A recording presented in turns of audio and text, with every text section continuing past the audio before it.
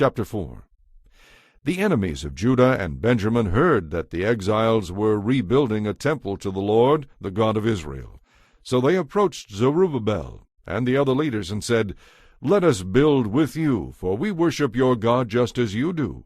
We have sacrificed to him ever since King Esarhaddon of Assyria brought us here." But Zerubbabel, Jeshua, and the other leaders of Israel replied, "You may have no part in this work, for we have nothing in common. We alone will rebuild the temple for the Lord, the God of Israel, just as King Cyrus of Persia commanded us." Then the local residents tried to discourage and frighten the people of Judah to keep them from their work. They bribed agents to work against them and to frustrate their aims.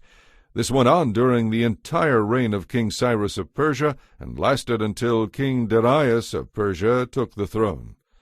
Years later, when Xerxes began his reign, the enemies of Judah wrote him a letter of accusation against the people of Judah and Jerusalem.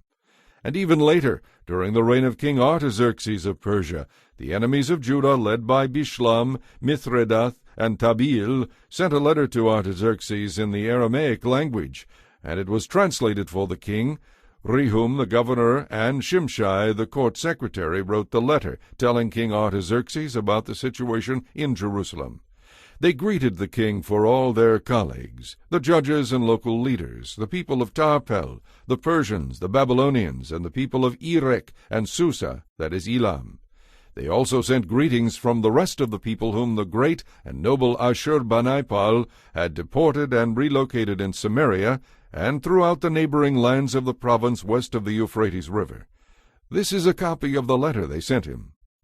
To Artaxerxes, from your loyal subjects in the province west of the Euphrates River.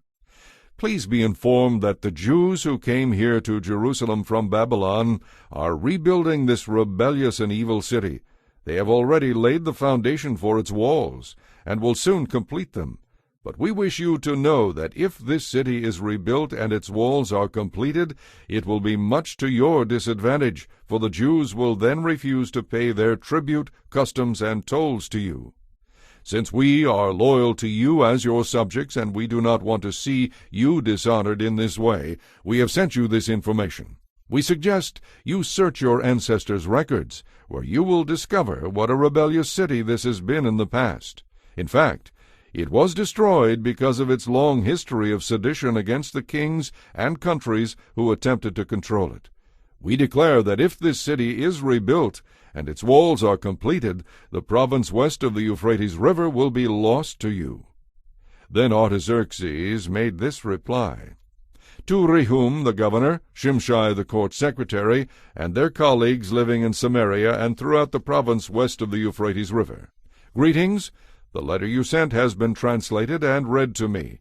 I have ordered a search to be made of the records, and have indeed found that Jerusalem has in times past been a hotbed of insurrection against many kings. In fact, rebellion and sedition are normal there.